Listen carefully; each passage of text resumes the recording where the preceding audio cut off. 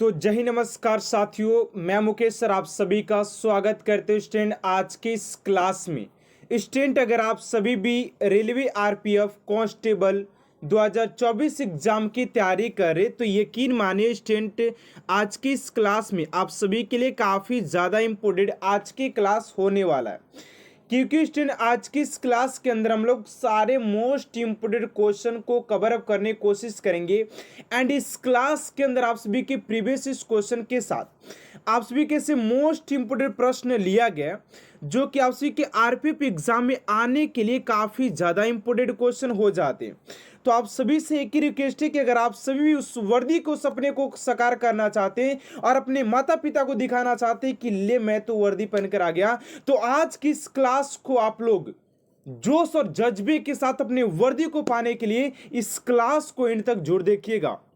तो चलिए स्टूडेंट आज की इस क्लास को स्टार्ट करते हैं पहले प्रश्न के साथ कि आप सभी का पहला प्रश्न क्या पूछा जा रहा है।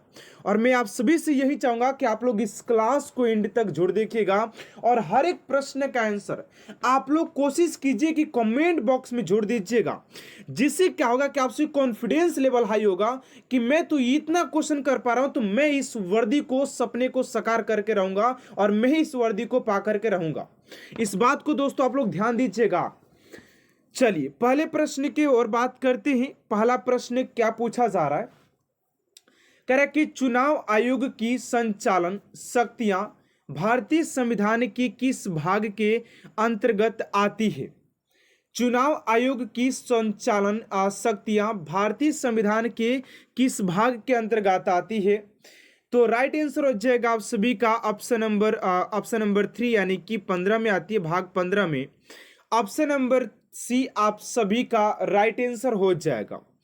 बस आप लोग इस क्लास को देखने में ध्यान लगे, सारे टेंशन छोड़ दीजिए कौन सा प्रश्न क्या करना। बस आप लोगों के लिए जो भी क्लास लाया जा रहा है आप लोग दिल और दिमाग से इस क्लास को बस अटेंड कीजिए और हर एक प्रश्न का आंसर आप लोग देने की कोशिश करें और हर एक प्रश्न को कॉपी में नोट जरूर करें।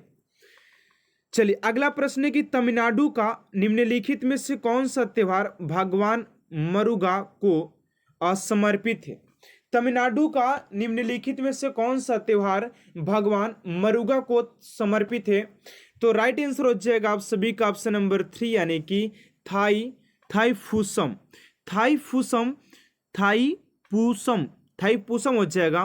ऑप्शन नंबर 3 आप सभी का राइट आंसर हो जाएगा क्वेश्चन नंबर 2 का।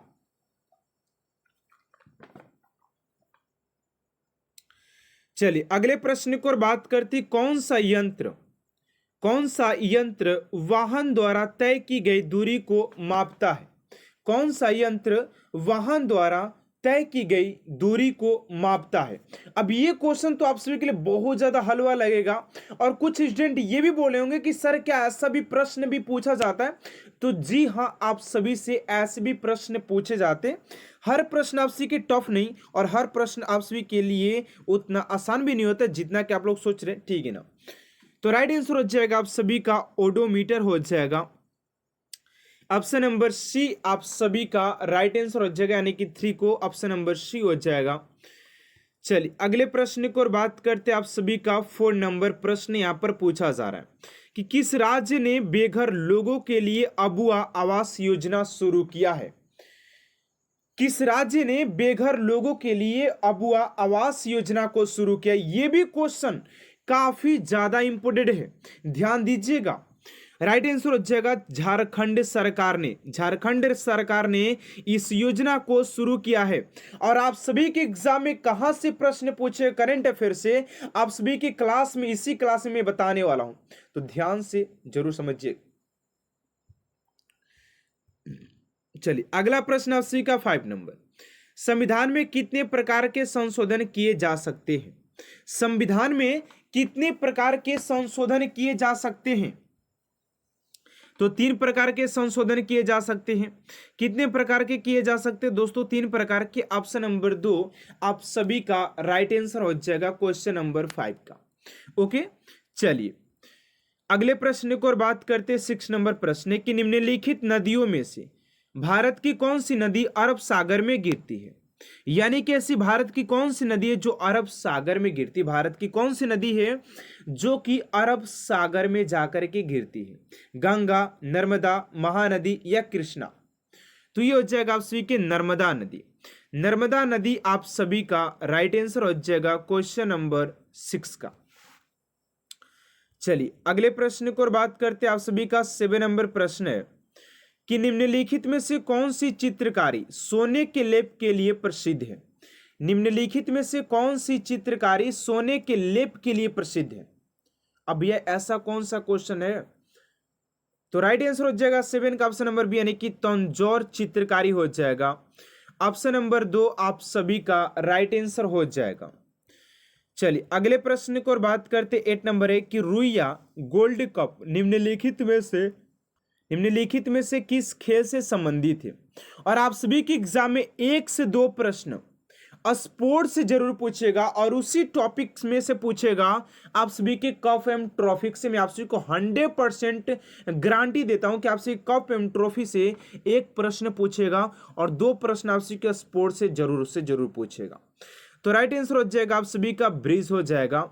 ऑप्शन नंबर ए आप सभी का राइट आंसर हो जाएगा। चलिए अगला प्रश्न आप सभी का 9 नंबर की वायु प्रदूषण के संकेतन के रूप में किस जीव का उपयोग किया जाता है? वायु प्रदूषण के लिए किस जीव का उपयोग किया जाता है? तो 9 का हो जाएगा ऑप्शन नंबर सी यानी कि 3 यानी कि लाइकेन हो जाएगा। लाइकेन आप सभी का राइट आंसर हो जाएगा क्वेश्चन नंबर 9 का। चलिए अगले प्रश्न को और बात करते 10 नंबर प्रश्न है और ये भी प्रश्न काफी इंपोर्टेंट है। एंड स्टूडेंट अभी तक आप सभी चैनल को सब्सक्राइब नहीं किया और आप सभी को मेहनत और आप सभी कंटेंट अगर अच्छा लग रहा है तो प्लीज चैनल को सब्सक्राइब कर दीजिएगा और वीडियोस को ज्यादा से ज्यादा अपने दोस्तों के साथ शेयर कीजिएगा ताकि वो भी ऐसे बेस्ट क्लास को अटेंड जरूर कर पाए। कह रहे कि सातवाहन साम्राज्य के संस्थापक कौन थे? सातवाहन साम्राज्य के संस्थापक की बात करते हैं तो सिमुका हो जाएगा। Simuka option number A. चलिए अगला प्रश्न आप सभी का 11 नंबर कि उत्तर प्रदेश की पहली महिला मुख्यमंत्री कौन थी? सुचेता कृपलानी आप सभी का राइट आंसर हो जाएगा क्वेश्चन नंबर 11 का। चलिए अगला प्रश्न है कि 1959 में भारत की केंद्र सरकार ने भारत के संविधान के तहत केरल में शासन किया। कौन से संविधान के तहत शासन किया था? तो आप के अनुच्छेद 356 के तहत ऑप्शन नंबर डी आप सभी का राइट आंसर हो जाएगा। चलिए अगला प्रश्न अंतर्राष्ट्रीय हॉकी महासंघ IHF इंटरनेशनल हॉकी महासंघ का मुख्यालय कहां पर हो जाएगा? तो स्विट्जरलैंड आप सभी का राइट आंसर हो जाएगा क्वेश्चन नंबर 13 का। अगला प्रश्न है कि प्यूटर मिश्र धातु का प्रयोग घटक क्या है? प्रमुख घटक क्या है? 14 का जाएगा आपसी के दिन नहीं, यहाँ पर टीन होना चाहिए ना, दिन नहीं होगा, यहाँ पर टीन होना चाहिए जो कि यहाँ पर रॉन्ग यहाँ पर टाइप किया गया। टीन आप सभी का राइट आंसर हो जाएगा। अगला प्रश्न है कि थोड़ा एक खेल नृत्य निम्नलिखित में से किस राज्य से संबंधित है? ऑप्शन नंबर 3 है कि हिमाचल प्रदेश हो जाएगा। हिमाचल प्रदेश आप सभी का राइट आंसर हो जाएगा। हिमाचल प्रदेश आप सभी का राइट आंसर हो जाएगा, ध्यान दीजिएगा। चलिए अगले प्रश्न को और बात करते हैं। आप सभी का 16 नंबर प्रश्न है निम्नलिखित में से किस मिट्टी को रेह, ऊसर या कल्लर भी कहा जाता है? 16 का जाएगा आप सभी का लवणीय और क्षारीय मिट्टी को कहा जाता है। ऑप्शन नंबर 3 आप सभी का राइट आंसर हो जाएगा क्वेश्चन नंबर 16 का। चलिए अगले प्रश्न को और बात करते 17 नंबर प्रश्न स्टूडेंट ध्यान दीजिएगा। कह रहा है कि विश्व व्यावसायिक चिकित्सा दिवस 2023 का विषय क्या है? 2023 का विषय क्या है फटाफट बताइएगा। समुदाय के मध्य से एकता, ऑप्शन नंबर 2। चलिए अगला प्रश्न आप सभी का 18 नंबर की भूमध्य सागर से जुड़ा एक समुद्र है तो अटलांटिक महासागर हो जाएगा ऑप्शन नंबर ए, अटलांटिक महासागर आप सभी का राइट आंसर हो जाएगा। चलिए अगले प्रश्न की ओर बात करते हैं 19 नंबर की। जब एक परिपथ में कई प्रतिरोधों को श्रृंखला में जोड़ा जाता है तो धारा का मान क्या होता है? धारा का मान बढ़ जाता है या आधा हो जाता है या घट जाता है या समान रहता है? तो ऑप्शन नंबर 4 हो जाएगा, यानी कि इक्वल रहता है, यानी कि समान रहता है। चलिए बराबर आता है। अगला प्रश्न है कि द अनाक्री the East India company corporate violence and pillage of an empire नामक पुस्तक के लेखक कौन है? ये भी क्वेश्चन भी आई है, काफी इंपोर्टेंट है। 20 का राइट आंसर हो जाएगा आप सभी के विलियम डेल रिपल हो जाएगा। अगला प्रश्न प्रवर्तन मामलों में सहयोग पर वैश्विक सम्मेलन के उद्घाटन सत्र में मुख्य अतिथि के रूप में किसने अध्यक्षता की है? 21 का जाएगा ऑप्शन नंबर, यानी कि Nirmala Sitharaman. Option number A आप सभी का राइट आंसर हो जाएगा। चलिए अगला प्रश्न है कि वक्र पथ में गतिमान वस्तु द्वारा महसूस किए जाने वाले प्रत्यक्ष बल कहलाता है? तो 22 का जाएगा आप सभी का आप केंद्रीय बल कहलाता है, आप केंद्रीय बल हो जाएगा। अगला प्रश्न निम्नलिखित में से कौन सा अनुच्छेद कुछ व्यक्तियों के नागरिकता के अधिकारों से संबंधित है जो पाकिस्तान से भारत आए हैं? तो यह जाएगा आप सभी का अनुच्छेद 6 में हो जाएगा। अगला प्रश्न है कि निम्नलिखित में से किसने हड़प्पा स्थल की खोज किया? तो दयाराम साहनी हो जाएंगे। चलिए अगला प्रश्न आप सभी का निम्नलिखित में से किसने हेयर स्टाइल एक्टिविटी ऑच कर्नेल हॉक प्रणाली लॉन्च किया? तो ये हो जाएगा आप सभी का 25 का ऑप्शन नंबर है भारतीय वन्य जीव ट्रस्ट हो जाएगा।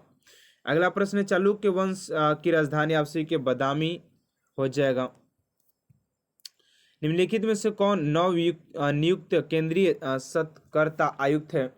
27 का जाएगा ए, यानी कि प्रवीण श्रीवास्तव हो जाएगा। अगला प्रश्न ब्राजील में एक बिल्कुल अलग पौधे के अंदर वैज्ञानिक द्वारा खोजे गए यौगिक का नाम बताएं? तो यह जाएगा आप सभी का कैनाडियोल हो जाएगा। अगला प्रश्न दक्षिण पूर्व एशिया के लिए विश्व स्वास्थ्य संगठन के क्षेत्रीय समिति के 76वें सत्र के अध्यक्ष के रूप में किसे चुना गया है? तो आप सभी के मनसुख मंडाविया। अगला प्रश्न है कि हांगो में एशिया पैरा खेलों के चौथे संस्करण में भारत स्थान पर रहा है? तो भारत आप सभी 5वां स्थान पर आया। एंड स्टूडेंट अभी हम लोगों ने 30 क्वेश्चन को किया, अभी 30 क्वेश्चन का एक और सेट को हम लोग करने वाले हैं, तो आप लोग भी उस सेट को भी दे करके जाइएगा, ठीक है ना। स्टूडेंट आप लोग देख पा रहे हैं कि सारे प्रश्न आप सभी के लिए काफी इंपोर्टेंट एंड एग्जाम ओरिएंटेड लिया गया, और इस क्लास के अंदर जीएस के साथ साथ जीके का भी प्रश्न लिया गया जो कि आप सभी के लिए काफी ज्यादा इंपोर्टेंट हो जाता है। तो चलिए आज की इस क्लास को स्टार्ट करते पहले प्रश्न के साथ कि आप सभी का पहला प्रश्न क्या पूछा जा रहा है। फर्स्ट प्रश्न कह रहा है कि आंख का कौन सा भाग आंख के रंग का निर्धारण करता है? आंख का कौन सा भाग आंख के रंग का निर्धारण करता है? तो आइरिस हो जाएगा, जिसे कि परितारिका भी कहा जाता है। आइरिस आप सभी का राइट आंसर हो जाएगा। चलिए अगला प्रश्न है कि ऊंचाई चढ़ने से वायुमंडलीय दाब पर क्या प्रभाव पड़ता है? यानी कि जब लोग ऊंचाई को चढ़ते हैं तो उनके वायुमंडलीय दाब पर क्या प्रभाव पड़ता है? तो वायुमंडलीय दाब घटता है। क्या करने लगता है? वायुमंडलीय जो दाब होता है दोस्तों, वो क्या होता है, धीरे धीरे इंक्रीज होने लगता है, यानी कि घटने लगता है। चलिए अगला प्रश्न है कि आंख में प्रवेश करने वाली प्रकाश की मात्रा को कौन नियंत्रित करता है? यानी कि आंख में जब प्रकाश की मात्रा प्रवेश करती है तो उसको नियंत्रित कौन करके रखता है, उसको अच्छे तरीके से नियंत्रित कौन करता है? तो पुतली यानी कि नेत्र का तारा करता है, ठीक है ना, ठीक है, नेत्र का तारा हो जाएगा। चलिए अगले प्रश्न की ओर बात करते हैं, और आप सभी इस क्लास को एकदम एंड तक देखिएगा, काफी ज्यादा इंपोर्टेंट आप सभी के लिए प्रश्न लिए गए हैं, ठीक है ना। 4 नंबर प्रश्न है कि कौन ये यंत्र ध्वनि ऊर्जा को विद्युत ऊर्जा में बदलती है? कौन सी यंत्र है जो कि ध्वनि ऊर्जा को विद्युत ऊर्जा में बदलती है? तो हो जाएगा आप सभी की माइक्रोफोन हो जाएगा। आविष्कार एमिली बर्निल ने किया था, बर्लिनर ने जिसका आविष्कार किया था। चलिए अगला प्रश्न है कि ये कौन यंत्र है जो रासायनिक ऊर्जा को विद्युत ऊर्जा में बदलती है। ये भी प्रश्न आप सभी को लग रहा होगा, अगर आप सभी को याद हो क्वेश्चन तो आप सभी को लग रहा होगा कि यार ये तो प्रश्न काफी ज्यादा सरल है, क्या ऐसा प्रश्न भी पूछेगा? तो जी हाँ दोस्तों, आप सभी के एग्जाम में ऐसे प्रश्न भी पूछे जा सकते हैं और पूछे भी गए हैं, ठीक है ना। तो आप लोग इस क्लास को एंड तक देखिए और ध्यान से अटेंड कीजिएगा। राइट आंसर हो जाएगा विद्युत सेल। विद्युत सेल आप सीखे रासायनिक ऊर्जा को विद्युत ऊर्जा में बदल देता है, ठीक है ना। अगला प्रश्न है कि गिरगिट रंग क्यों बदलता है? तो गर्मी सहन के लिए रंग बदलता है, ठीक है ना। चलिए अगले प्रश्न को और बात करते हैं। आप सभी का 7 नंबर प्रश्न यहाँ पर पूछा जा रहा है। 7 नंबर प्रश्न कह रहा है कि गैसों के प्रसारण के 3 उदाहरण दे। गैसों के प्रसारण के 3 उदाहरण देना है, यहाँ पर आपसे से पूछा गया है कि गैसों के प्रसारण के 3 उदाहरण दे। तो खाने की सुगंध, अगरबत्ती की खुशबू और इत्र की महक हो जाएगा। अगला प्रश्न है विद्युत मोटर, टेलीफोन, टेलीग्राफ और विद्युत घंटी विद्युत धारा के किस प्रभाव पर कार्य करते हैं? यानी कि सारे मिलकर के किसके प्रभाव पर कार्य करते हैं? तो चुंबकीय प्रभाव पर कार्य करते हैं। किस पर कार्य करते हैं? चुंबकीय प्रभाव आप सभी का राइट आंसर हो जाएगा। अगला प्रश्न है तेल की बूंद पानी पर क्यों फैल जाती है? जब हम लोग तेल की बूंद को पानी पर डालते हैं ना, आप लोग भी ऑब्जर्व किया होगा या देखा होगा या अभी आप लोग एक्सपेरिमेंट कर सकते हैं इस क्लास के बाद, कि जब भी हम लोग पानी पर ना क्या करते हैं कि तेल की बूंद को डालते हैं तो पानी क्या होती है ना, फैलने लगती है। तो इसमें कारण क्या होता है? इसमें जो कारण होता है, जल का जो पृष्ठीय तनाव होता है ना अधिक होता है। जो जल का पृष्ठीय तनाव होता है वो अधिक होता है, इसीलिए क्या होता है कि तेल जो होता है उसकी बूंदें जो होती है पानी पर पड़ती है, क्या होती है, होने लगती है, फैलने लगती है।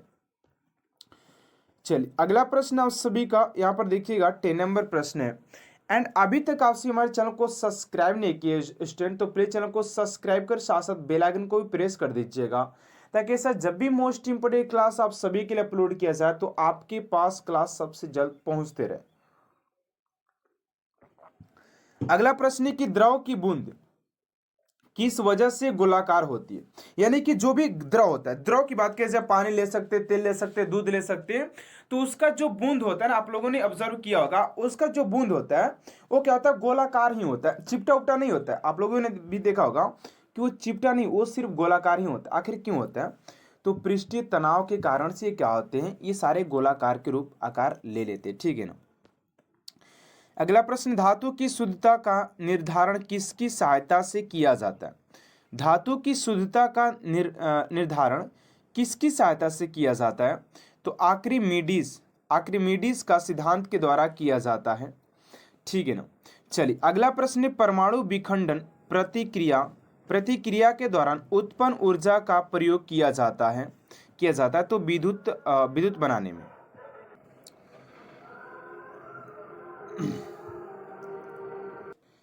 चलिए अगले प्रश्न की ओर बात करते हैं कि पहाड़ों पर जल कम तापमान पर क्यों उबलता है? यानी कि जब हम लोग पहाड़ पर रहते हैं तो वहां पर क्या होता है कि जल जो होता है ना कम तापमान पर भी उबलने लगता है। इसका कारण है कि पहाड़ों पर वायुमंडलीय दाब कम होता है। पहाड़ों पर वायुमंडलीय दाब कम होने के कारण से वहां पर जल कम तापमान पर भी उबलने लगता है। अगला प्रश्न है कि फ्यूज तार एक पतला तार होता है जो मिश्र धातु का बना होता है। फ्यूज तार एक पतला तार होता है जो कि मिश्र धातु का बना होता है, टीन और सीसा का बना होता है। किसका मिलकर के बना होता है? तो टीन और सीसा का मिलकर के बना होता है।